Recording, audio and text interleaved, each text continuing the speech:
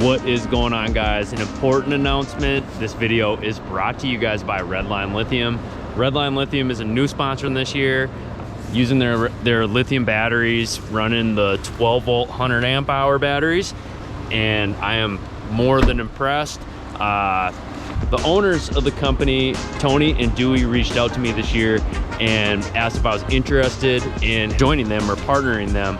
They are a local Minnesota St. Paul company, and I can tell you guys what, I'm more than impressed with these batteries. They have definitely stood the test of time. Being a guide and a content creator, I'm out on the water quite a bit, and I can tell you guys something right now.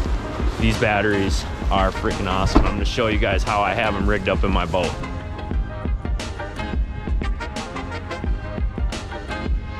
As you guys can see, we're running 3 12 volt 100 amp hour batteries, and then 1 for running my electronics. That's 4 of them total, and I haven't had any issues with them whatsoever. So we're gonna get out on the water and get things started. But every single one of these episodes are brought to you guys by Redline Lithium. So thanks for joining us.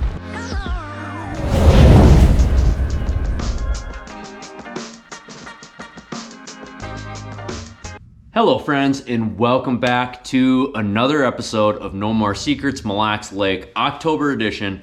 And we're gonna run through some baits that we're using out there, but really quick, the bite has been fantastic. Of course, there are those days where it's not as good. You know, those are the days where the wind is just gassing out there. We've had a lot of big winds out there over the past few weeks that's made it kind of tough to fish.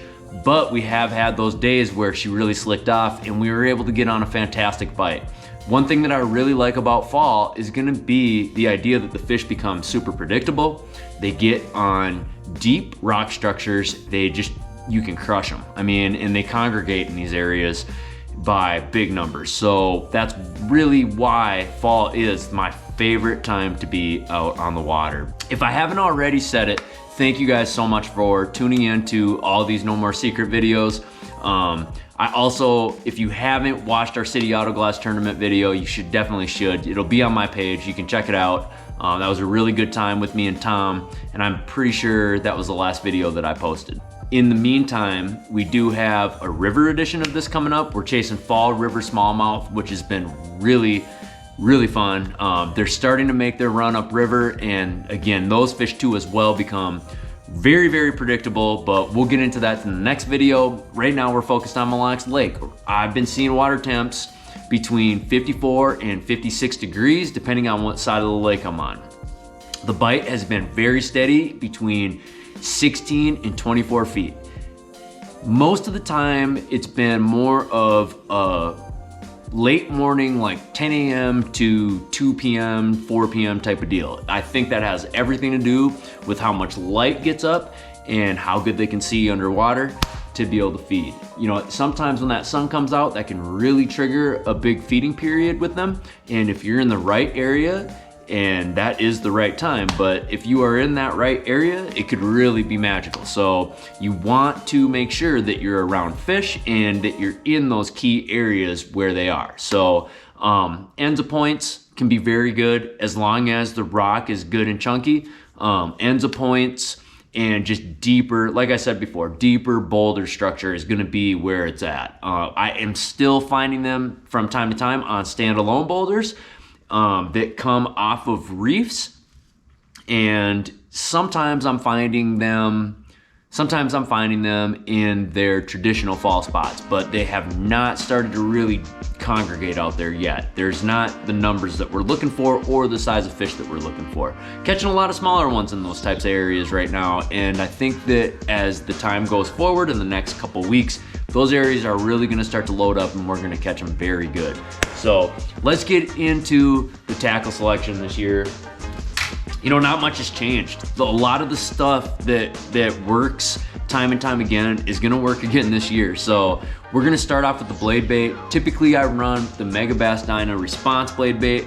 Right now, I can't find my blade bait box, which really sucks. So I had to order a few off Omnia. They should be here right away. That's the best part about being that Omnia Pro member, is that you get that quick shipping and it's free too. So I ordered me up a couple blade baits. I have this one tied on for the time being. Important thing to talk about is the rod and how you fish this bait, which is, you know, I'm barely picking it up. I want that blade bait to vibrate, and I want it to do it with as little movement as possible. I want the flash of the gold to attract the fish to get him out by the bait, but I don't want him to be discouraged by the movements. When the water gets cold, those fish really aren't looking for baits to be super erratic. They're more or less looking for it to be barely moving, and something specifically while you're moving the bait will trigger that fish to bite, but it's gonna be something very subtle. So that's why I like running bright colors on my blade baits, and gold is one of the better ones for me. And like I said, run a high quality one. Those mega bass are great because you just barely pick that bait up, and it's like your rod, you get tons of vibration out of it, and that's really what I'm looking for. Now, sometimes those fish, the way that they want that blade bait to move is just inching it up and down, maybe just picking it up off bottom like this. Maybe the head is still on bottom and the tail is just moving up and down like so. That can be another trigger for them to get them to bite.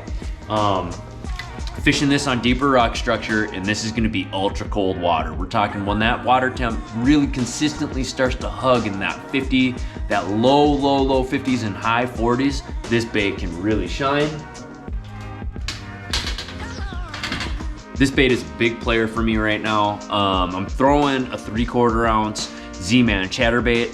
I'm throwing this on deeper rocks even, in 20 plus feet of water, and I've been kinda changing back and forth between this and a swim bait. I didn't want to talk about it, but I'm going to, because I think that it will put more fish in the boat for you guys.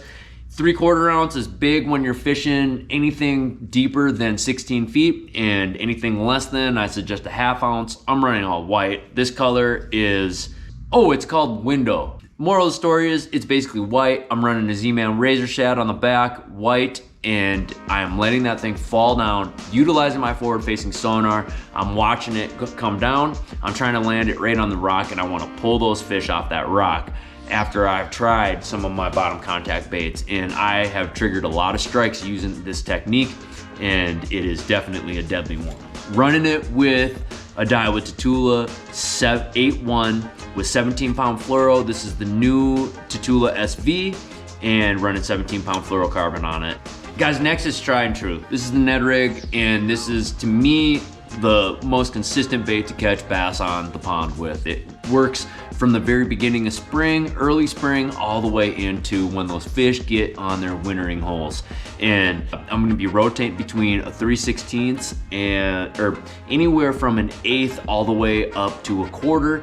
And the fish are gonna tell me what size net head to use. You know, sometimes they want that bait to fall slower, sometimes they want it to fall faster, but the big thing is your trailer. What are you using for a trailer? To me, when it becomes cold, I think that you want less action and you want something that's less flamboyant. And I know that I ran this spring. I talked about it a lot. This is the Smattus Baits Hollow Tip Worm. And I'm not just running just this. Like, I do run a Z-Man TRD from time to time, and the Finesse TRD, but I think that this is gonna be an awesome bait. It's a do nothing, you know, very little action, and kind of just stand straight up and down. So I think I'm gonna get bit quite a bit with this. I haven't got to try it in the fall time yet, but I did use it over in Wisconsin in the early April months, and I was getting bit on it pretty good. The rod that I'm using is a 7'1" Toxic Elite, extra fast, and I'm running it with the Daiwa Exist 3000. So there is still a little bit of time left for this baby. So to me, this A-rig bite is good between 56 and 60 degrees. It's a great bait, whether you're shallow or deep. Even if you're on deeper boulders, let this thing sink. I'm using a Hog Farmers Minnesota rig. It's legal in Minnesota. I still get messages to today that saying that it's illegal to throw an A-rig in Minnesota. I know it is. So that's why we run the Hog Farmer Minnesota rig. And then we have an Outcast Tackle GoldenEye Swimmer on the back with a Megabass Hazardong 4.3.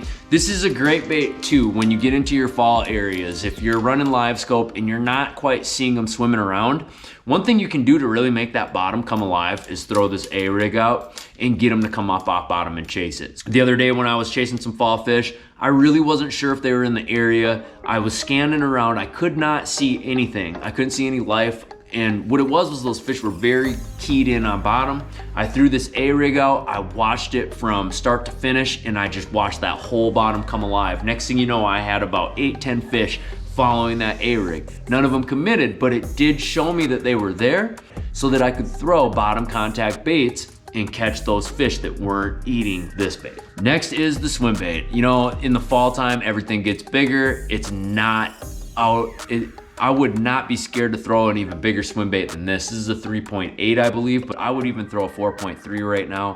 I'm using either Kitech or Megabass Hazardongs. The Kitech Impact Fat is a great swim bait to throw out there, and it's like the tried and true. So running a 3/16 GoldenEye swimmer. Sometimes, depending if I'm fishing deeper, I'm gonna throw a 1/4 ounce swim bait and get it down there and really bump it off those rocks. Try and trigger those bites, and I'm working it very, very, very slow. Sometimes even I'll bump up the size. If I do bump up the size, I'm gonna use a casting rod and use more like a 3/8 and just drag that thing across the bottom. So this is definitely a great technique this time of year to catch fish. It's a client favorite. My clients love throwing a swim bait. It's very easy. It's not that hard to do, and really they get to actually reel the bait in. They're not just bouncing it off bottom, so they get to actually work the bait a little bit, and I think that that's why it's their favorite, and it's very, very user-friendly. So swim bait, definitely don't sleep on it, and don't be afraid to throw bigger ones. We have the football jig, and the football jig is awesome, man. I am a big fan of the football jig. This is a great way to get bit, and guys, I'm rolling this thing across the bottom. I'm looking for a specific fish to bite this bait, a big one. You know, it's no secret that the Ned rigs do get bit out there, but you want to get big bites. A football jig is a great way to do it. You know, the way that I'm fishing this thing is I like using it in the deeper, chunkier boulder situations, and I like heaving it out there and just rolling that thing across the rocks. And for some reason, I don't get the biggest thumps with it all the time. A lot of times they don't crush it for me in the fall time. It's more of just a tick. So having a really sensitive rod is gonna be key. I'm running an Outcast Tackle football jig, and then I have a Supreme Lure Company trailer on the back. I ran out of Chromatises, so that's why I'm not running the Somatis Bait Chromatis. So I'm running the Supreme Lure Company craw-bait that they have. I don't even know what this thing is called, but it's really sweet, good action, and I probably should trim this skirt down just a little bit. And you know, there are some more finessier football jigs, but I really think that bulking up that presentation is gonna be everything. I'm running it with braid to leader, 30-pound braid to a 20-pound leader. And again, I'm heaving this thing out, and I'm not really using it for shooting on boulders. I'm more or less using it to cover water, but having a bottom contact bait down there. So it's a good way to be able to, if you don't want to crank or wind on them, you can definitely throw this football jig and work it kind of fast and cover a little bit more water. I'm looking for more deep come fall time. So that's kind of my bread and butter, what I like to run in the fall time. And you know, we're gonna move into doing some river fishing. I got some footage already, but I think we can get some better stuff, so we're gonna hold off on releasing it. If you guys haven't already, I know I've never asked this, and I kind of take pride in it, but if you guys haven't already, subscribe to the channel if you guys like it. And for the people that already have, that have been messaging me, asking me when the next videos are coming out, thank you guys so much, man. It really helps me knowing the fact that people are actually watching this stuff and they gain something from it, man. That's really cool. So there's no doubt about it, there's a lot of work involved in it, and you know, a guy's only got so many hours in a day, and sometimes it can get kind of tough to get it done. So I appreciate all the people that have been tuning in and watching my videos. Thank you for the support. I can't thank you guys enough. If you guys are wanting daily reports, one thing that I do is I post on Omnia quite a bit. If you guys haven't already, go to my Omnia profile over at Omnia Fishing, follow it. You guys will see the baits that I'm using. You can buy them right off there. It's pretty easy. You'll be able to click right on it and you can purchase it right then and there. Guys, you guys need to go check out this new Omnia Pro membership. It is pretty cool. I've walked through, I have it on my phone right now, and you can just access so much data. It's something that I utilize as a guide out on the pond. It's something that I can use when I travel the country to go fish, and it is just hands down one of the coolest real-time data apps that you can get that combines weather, mapping, and fishing all in one. So it's really cool. You guys should definitely put that on your phone, check it out if you guys have any questions about it. And yeah, I'm sure that there's some other videos out there, so for sure go check those out. We'll see you guys very soon on the water. Until next time, freak bitches.